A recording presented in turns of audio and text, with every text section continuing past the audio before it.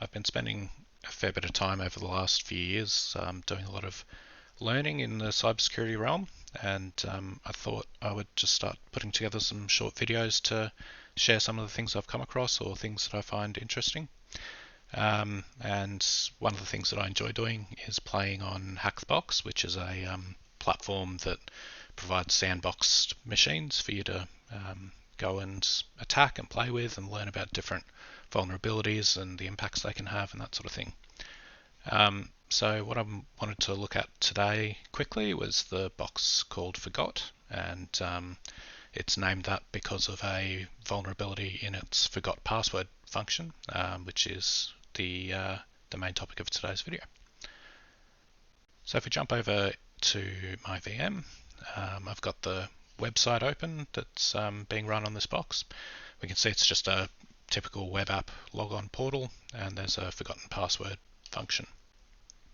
The first thing you are meant to find is a username, which is in the comments of the code, which arguably is a bit unrealistic. But having said that, it would be possible to enumerate valid users with this function anyway. By which I mean, if you type in a user that doesn't exist on the server, there's no user name doesn't exist, it actually tells me that. So if I set up a little program to put a word list of a whole bunch of common usernames through this, I'd be able to filter the responses by the ones that don't say invalid username, and it'd have a list of valid users. In any case, let's have a look at what happens when we put in a valid user and we hit reset. It comes back with a message just saying a reset link has been sent to your inbox. So the vulnerability that we can exploit here is called host header injection. So what I've done is just turned on my proxy, which is Burp Suite, and it means that I can catch the request. You can see it's a simple GET request to the forgot endpoint, and it's got the username parameter with the username. There's nothing else really that interesting in the request. A few cookies, that's pretty much it. However, turns out that we can inject a arbitrary domain in the host header, and what the application ends up doing is building the reset link with the host header. So when I put a say my own address in here, and I'll look mine up in a second, but just say my IP, it's actually pulling that from the host header and then turning that into the reset password link and emailing that to the user. And if the user then clicks on that link, they'll be directed to my IP address, and I'll show you what that can mean. Let me just check my IP on the VPN, 10.10.14.3. So I'll send that, quickly stand up a listener. And so if this works, we should expect to see a GET request from the user.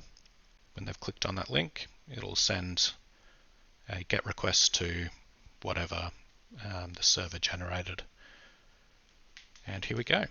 So we've got a reset endpoint and a secret token. So we can now grab this token,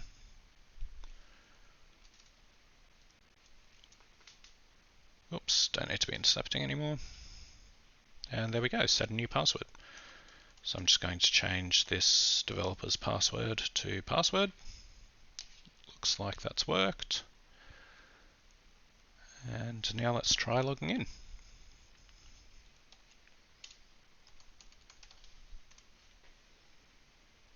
And just like that, we're on the app as Robert.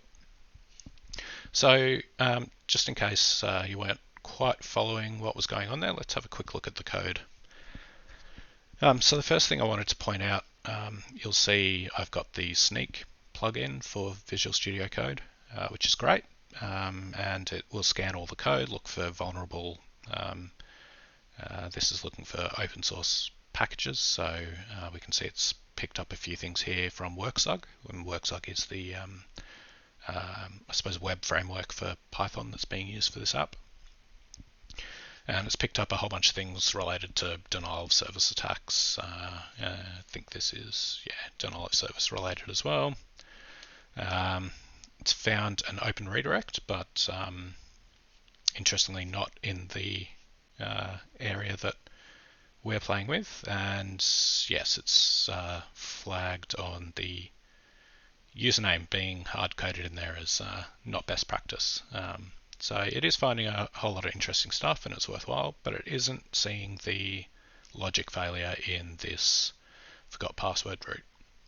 So if we have a look at how it's been developed, here's where the token's being built. Here's where the token's being built. It's a SHA-512 sum, a hash of the username, and it looks like a random salt of some sort that is being hashed with, and then it generates the link. Here we go. We can see it's generating the link using the host header from the request that gets sent. And so because that is theoretically user controlled, even though it's not something that users would typically interact with, that opens up this vulnerability. Now you might think firstly that it's a pretty unlikely thing for a developer to do, but if we look for host header injection, forgot password, so this exact scenario, and I'll just add CVE, there's going to be a lot of results, but let's just look in the past year.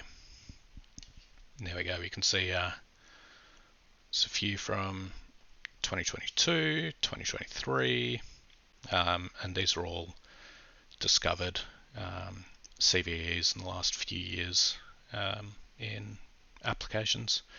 Plesk, I think the most famous one in the last sort of 5 years was with WordPress, which had this vulnerability. So it absolutely does occur, and just an interesting one to look at. The final thing that I wanted to show was the fact that this can actually be executed without any user interaction. So one of my first thoughts was that it's a bit unlikely that a user who hasn't requested a password reset would click on a link, especially if it's got someone's IP address or a host that they're not aware of, etc.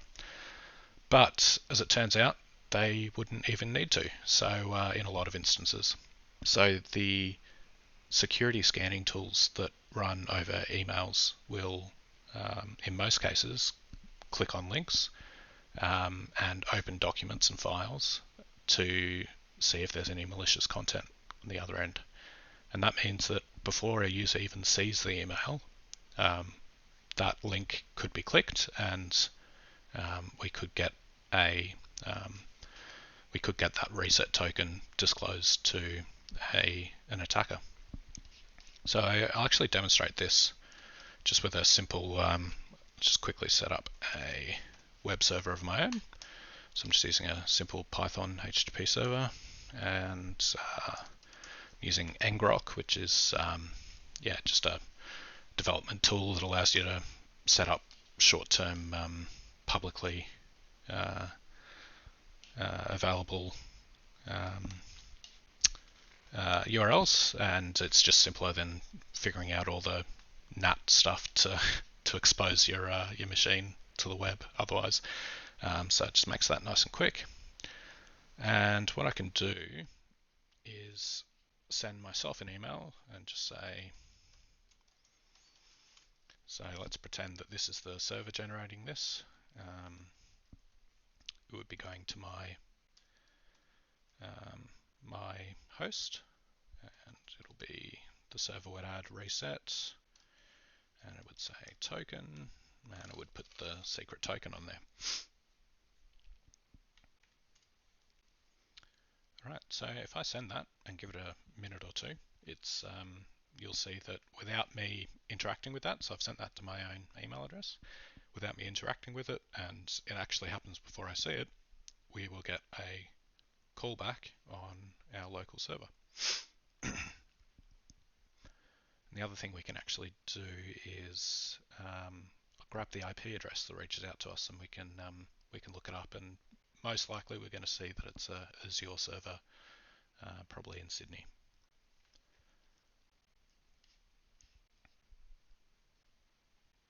Oh, here we go. And there we go. We got the reset token, and it has come from. I'd have to jump into the logs for ngrok, but actually, let's see if I can. I'll just use NC, just because I'll get the verbose output when it gets caught. So let me just do that again quickly. Send it to myself. Nope.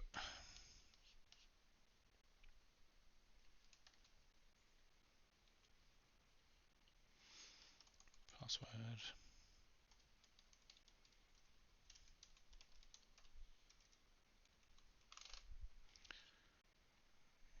Get rid of that plus. Okay, let's do that one more time. This time we should be able to grab the IP address that reaches out to us.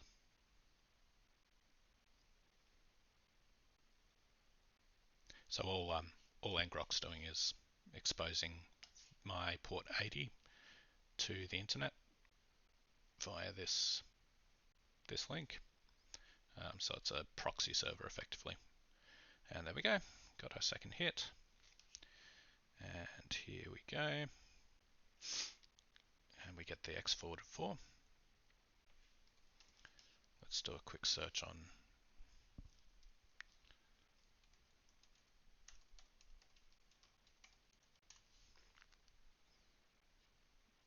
this will do.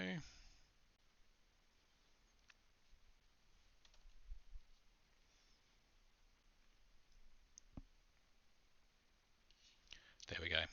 From Microsoft Corporation Data Center.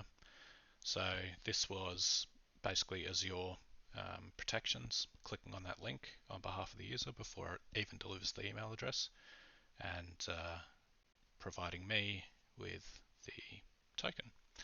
So that's how this sort of attack can play out in the real world, and I just thought it was a super interesting one. Anyway, I hope you enjoyed, and hopefully I can do another one of these in the near future. Thanks very much.